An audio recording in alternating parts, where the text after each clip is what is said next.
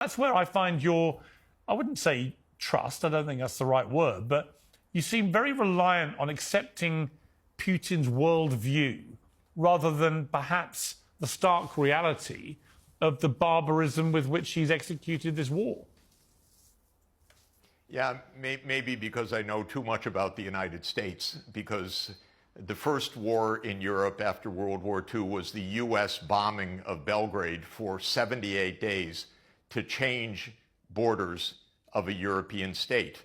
The idea was to break Serbia, to create Kosovo as an enclave, and then to install Bondesteel, which is the largest NATO base in the Balkans, in the Southwest Balkans.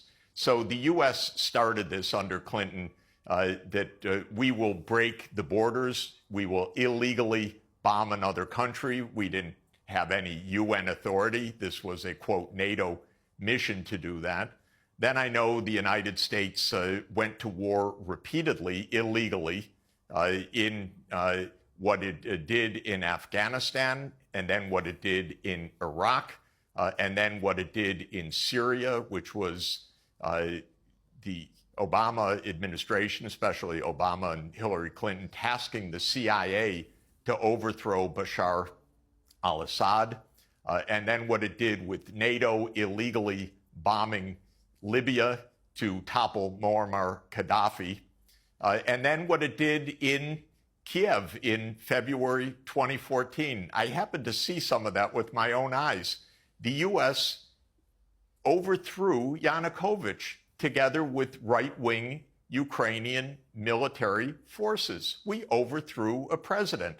And what's interesting, by the way, is we overthrew Yanukovych the day after the European Union representatives had reached an agreement with Yanukovych to have early elections, a government of national unity, and a stand-down of both sides. That was agreed.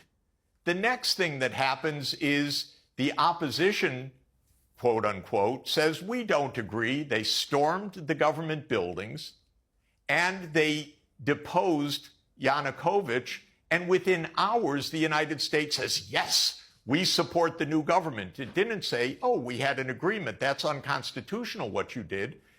So we overthrew a government, contrary to a promise that the European Union had made. And by the way, Russia, the United States, and the EU were parties to that agreement. And the United States, an hour afterwards, backed the coup.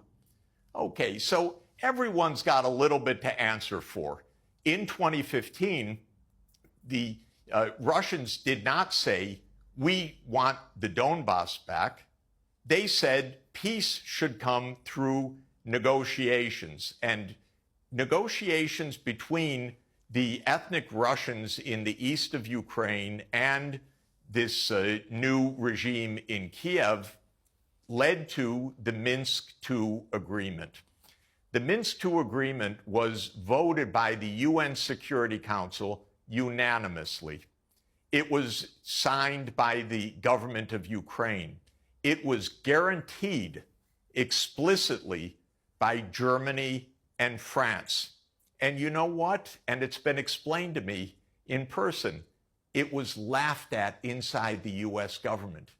This is after the UN Security Council unanimously accepted it. The Ukrainians said, we don't want to give autonomy to the region. Oh, but that's part of the treaty. The U.S. told them, don't worry about it.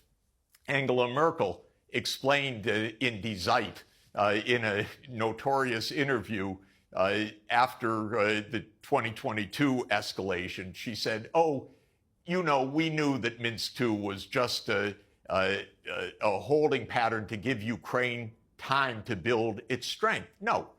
Minsk II was a UN Security Council unanimously adopted treaty that was supposed to end the war. So when it comes to who's trustworthy, who to believe, and so forth, I guess my problem, Piers, is I know the United States government. I know it very well. I don't trust them for a moment. I want these two sides actually to sit down in front of the whole world and say, these are the terms, then the world can judge. Because we could get on paper clearly for both sides of the world, we're not going to overthrow governments anymore, the United States needs to say. We accept this agreement, the United States needs to say. Russia needs to say we're not stepping 1 foot farther than whatever the boundary is actually reached. And